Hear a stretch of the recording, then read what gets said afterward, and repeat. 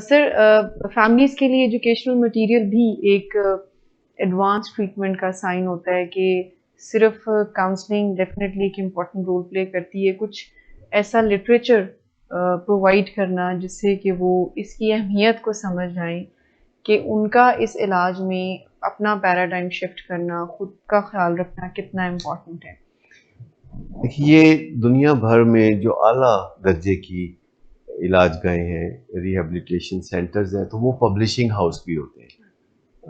جہاں سے میری ٹریننگ ہے ہیزلڈن جی جی. منیسوٹا میں، تو وہ باقاعدہ ایک پبلشنگ ہاؤس ہے جن کی سینکڑوں تصنیفات ہیں. بہت سی کتابیں ہیں جو انہوں نے پبلش کی ہوئی ہیں، بہت سی ویڈیوز ہیں جو انہوں نے بنا رکھی ہیں.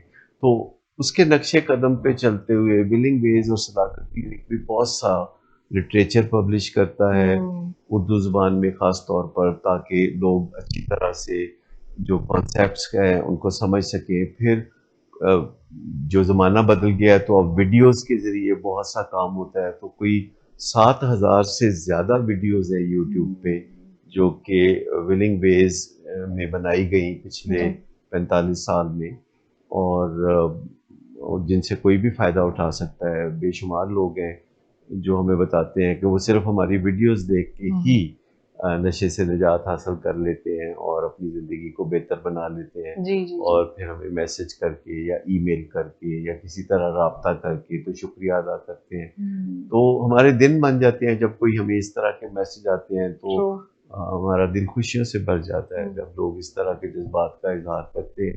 خاص طور پر جو اوورسیز پاکستانی ہیں، ان کی طرف سے ہمیں بہت ہی اچھا فیڈ بیک ملتا ہے، کیونکہ ان کی زندگی میں انٹرنیٹ کا استعمال، گوگل کا استعمال پاکستان سے بڑھ کے ہے، اور ان کا فیڈ بیک جو ہے ہمارے دن بناتا ہے. سر ٹریٹمنٹ سینٹر میں سائنٹیفک اپروچ کا ہونا بہت لازمی ہے. یعنی ہم کسی بھی لیول پر، چاہے وہ ڈیٹاکسیفیکیشن ہے، چاہے وہ کاؤنسلنگ ہے، گروپ سیشنز ہیں، فیملی کاؤنسلنگ ہے، اسکل ٹریننگ ہے، یا وٹ ایور، کامن سینس کو استعمال نہیں. اب جیسے آپ نے اسٹیک ہولڈر سیشن کی بات کی نا، تو اس میں بھی آپ جب تک پیورلی سائنٹیفک اپروچ کو امپارٹ کرنے کی کیپیبلٹی نہیں رکھتے ہیں تو we can not deliver properly. اور لوگ بھی بہت زیادہ عقل مند اس بارے میں ہوتے ہیں، وہ کامن سینس کو فوراً سے پہچان لیتے ہیں. سو سائنٹیفک ہونا کتنا ضروری ہے؟ دیکھیے، یہ ہے ہی سائنسی معاملہ ہے، اس میں ضعیف الاعتقادی کی یا کامن سینس کی کوئی گنجائش نہیں ہے. جو time tested evidence based treatment ہوتی ہے وہی دنیا میں بیسٹ سمجھی جاتی ہے، نشے کی بیماری میں بھی اور دیگر امراض میں بھی. تو یہ جو سائنٹیفک اپروچ ہے، اس کے بارے میں تو کوئی دو رائے نہیں ہے. بین الاقوامی طریقہ کار ہے اور اسے فالو کیا جانا چاہیے. دنیا بھر میں 40 ماہرین امریکہ میں بیٹھتے ہیں اور وہ principles of drug addiction treatment کو تجویزوں کی شکل دیتے ہیں، اور پھر ایک بکلیٹ کی شکل میں وہ سب کو اویلیبل ہوتی ہے. اور ہر سال ان میں سے کچھ نئے ڈاکٹر شامل ہوتے ہیں، کچھ پہلے ڈاکٹر جو ہے ایگزٹ کر جاتے ہیں.